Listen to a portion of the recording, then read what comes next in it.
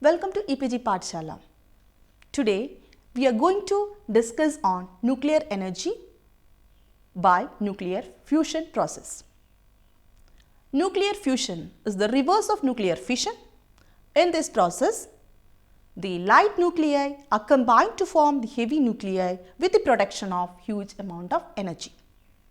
Since Second World War, scientists are putting efforts to commercialize the nuclear reactors based on the nuclear fusion, because the fuel used in this can be heavy water from the sea, and the byproducts produced are free from radioactive waste, which is a problem or a challenge in the nuclear fission based nuclear reactors. The nuclear fusion is naturally occurring inside the stars. So, in this module, we will be looking at how this occurs inside the star, what are the reactions occur. We will also see what are the benefits as well as challenges of this nuclear fusion based reactors. We will be looking into the scale-up process or the efforts taken by various countries as well as our own country, Indian fusion program. In India, the Institute of Plasma Research, the scientists from this institute are working out, or they are laying out the roadmap for the commercialization of nuclear reactor, for the nuclear reactor based on the nuclear fusion for the electricity production. And one of the estimate from their side says that if it is possible, it will be able to produce electricity with a cost of rupees 5 to 10 per kilowatt hour. Fusion is the reverse of nuclear fission. So, the two atoms overcome their natural repulsion and fuse, yielding a reaction that produces an amount of energy. So, this process is known as nuclear fusion. It occurs in nature in the stars, including our sun. It is a natural process there. This process by which the sun undergoes to release the enormous amount of energy, a fraction of which eventually reaches our earth. The production of energy from fusion on earth is more challenging than in the sun. The enormous sun heat and gravitational pressure compress the nuclei of particular atoms into heavier nuclei, releasing the energy. The single proton nuclei of two hydrogen isotopes, for instance, are fused together as to create the heavier nuclei of helium and a neutron. In that conversion, a small amount of mass is also lost, transformed into energy. It can be quantified with E is equal to mc square. So, fusion occurs when light atoms interact to form a heavier atom in reactions like deuterium to deuterium atoms collide to form helium-3 and a neutron while releasing 3.2 million electron volts of energy. For over 50 years, researchers have pursued the goal of achieving controlled thermonuclear fusion on a scale suited for commercial power production. Since the reactants are two positively charged nuclei, they must have high kinetic energies to overcome their mutual repulsion. These high energies imply a gaseous state with enormously high temperature, a condition known as plasma. Because the solid materials cannot exist at plasma conditions and plasmas would be cooled by the presence of solids, magnetic confinement of plasmas have been one approach to achieving thermonuclear plasma. Large experimental devices called stellarators, tokamaks and mirror machines have been built to help solve the problems inherent in achieving large-scale fusion reactions and in stably confining the associated thermonuclear plasma. Let's see the fusion energy reactions. The fusion reaction that is easiest to perform between two hydrogen isotopes. Deuterium extracted from water and tritium generated during the fusion reaction through contact with lithium.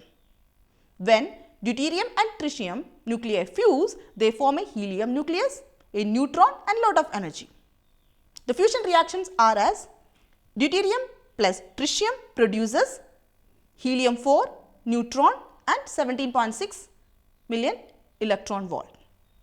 Tritium can be bred from lithium-6 in a blanket around the torus using neutrons from the reaction. lithium-6 plus neutron will produce helium-4 and tritium along with 4.8 million electron volt.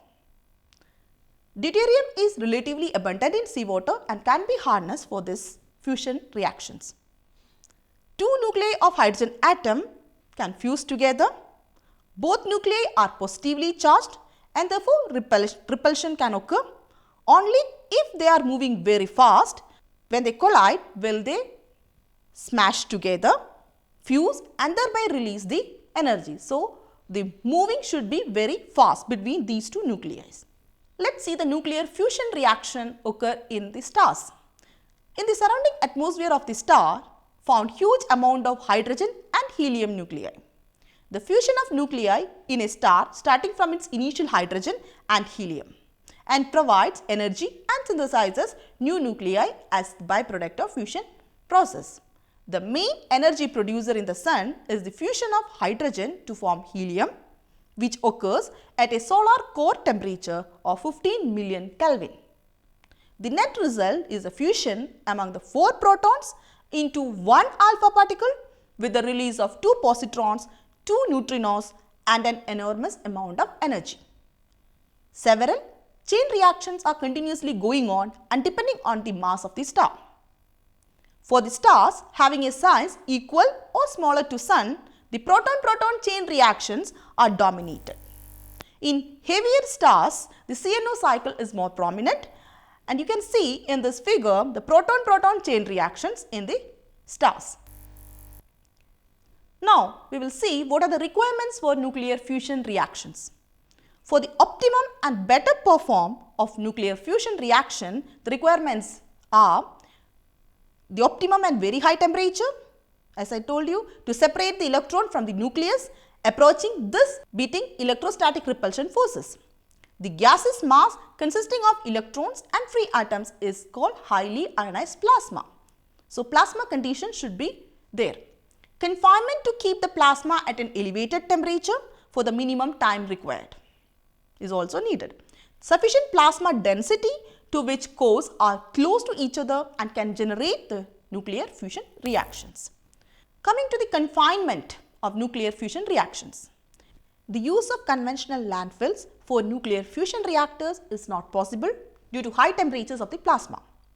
For this reason, 2 important methods of confinement are the nuclear inertial confinement fusion and nuclear magnetic confinement fusion.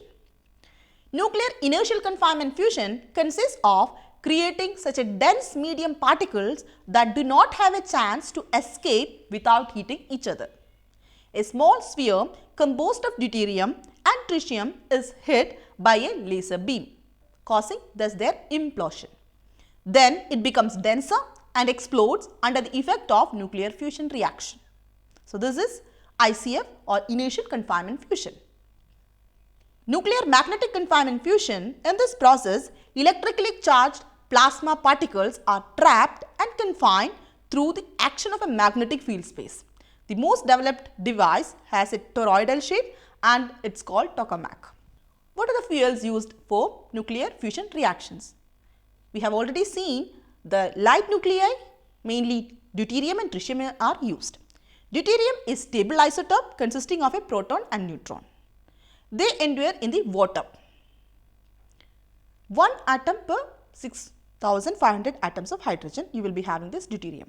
It means in seawater, there is a concentration of 34 grams for every cubic meter of water.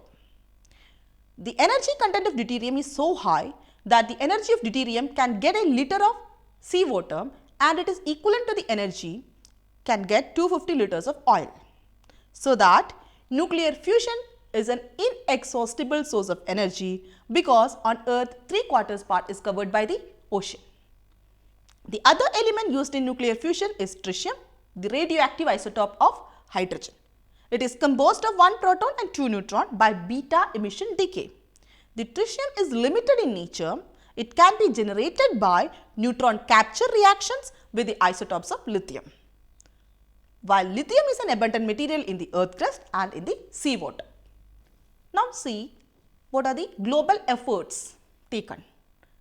It has proven practicable in a small reactor. That means the nuclear fusion process has proven practicable in small reactor joint European torus, where 16 megawatt was produced quickly and 5 megawatt was sustained in 1987.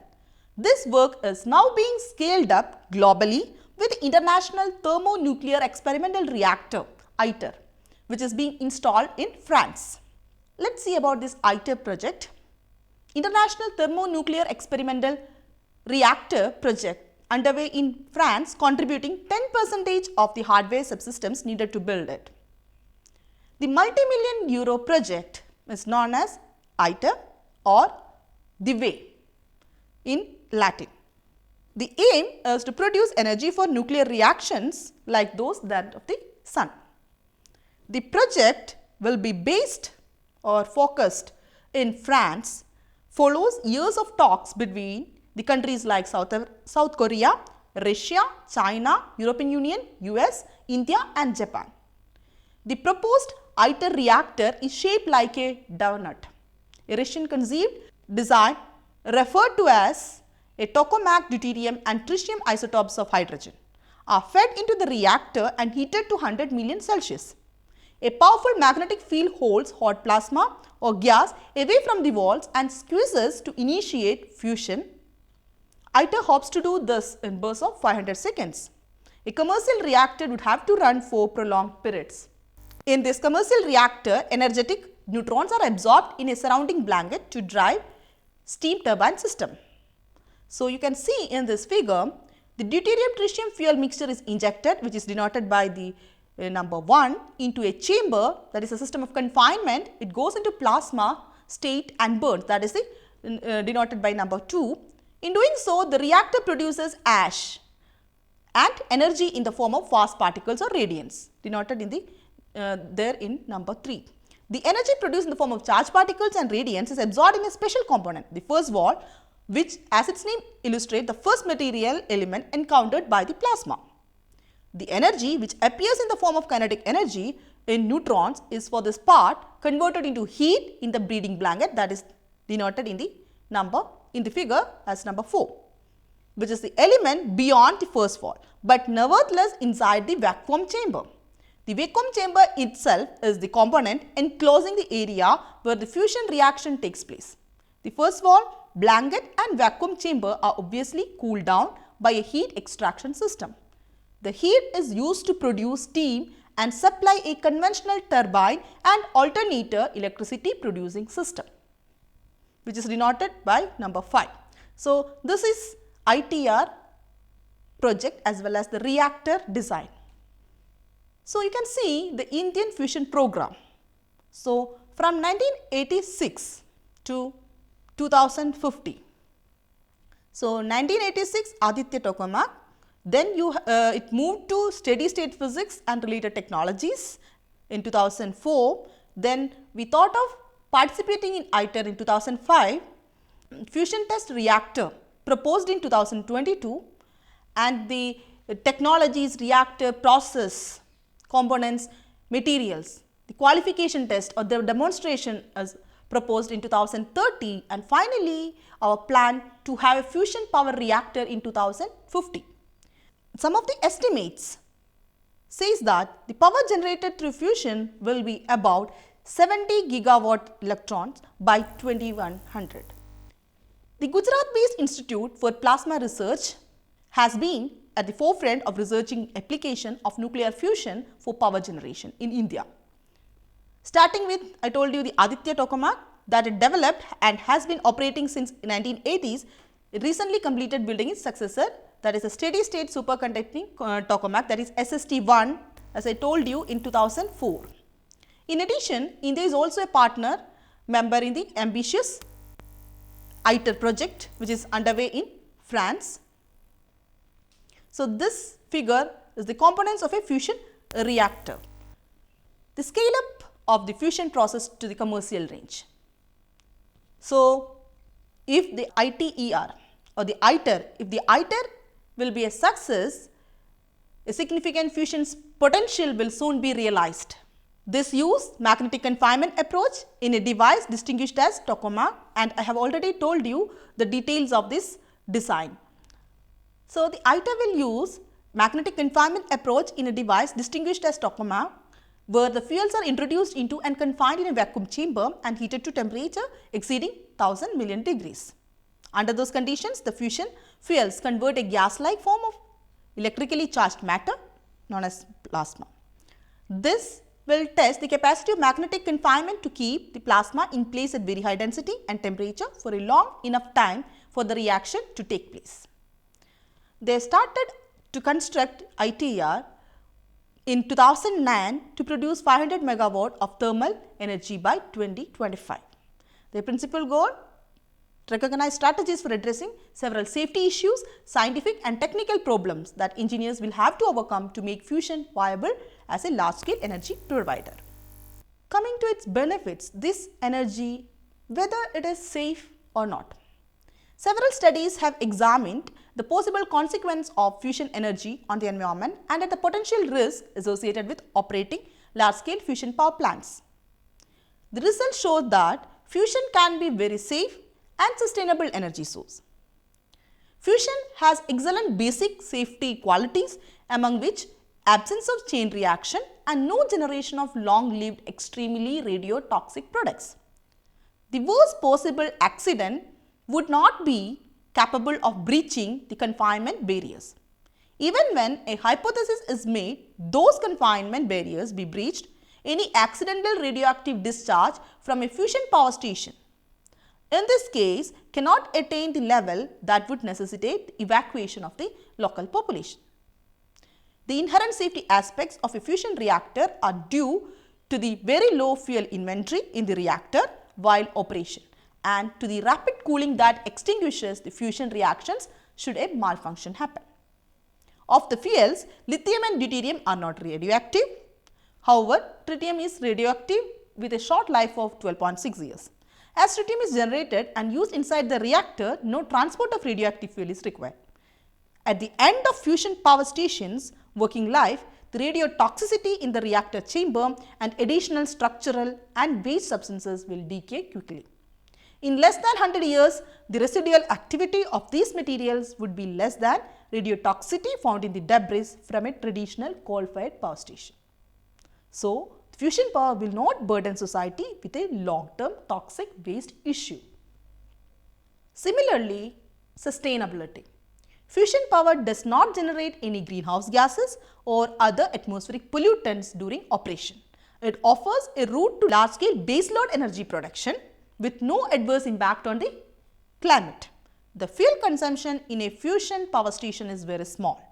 To generate 7 billion kilowatt hour of electricity, a 1000 megawatt fusion power plant would consume about 100 kilogram of deuterium and 3 tons of lithium per year. This compares to 1.5 million tons of coal in an equivalent fossil fuel plant. From just 1 kilogram of deuterium obtained from water per day could come abundant electricity to power hundreds of thousands of homes.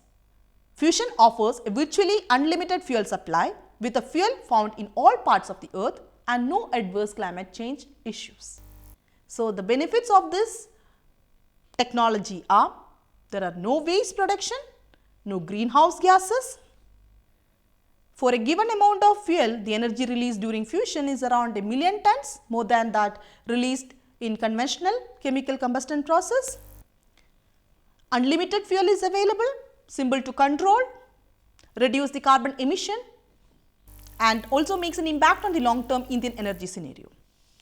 But the barriers making fusion reactors to work. The principal barrier to a sustained reaction other than the high cost of electricity required to heat the chamber is finding a matter that can withstand that much heat for more than a few seconds. Deuterium fusion reactions generate helium, which can produce some of the energy to keep the plasma heated.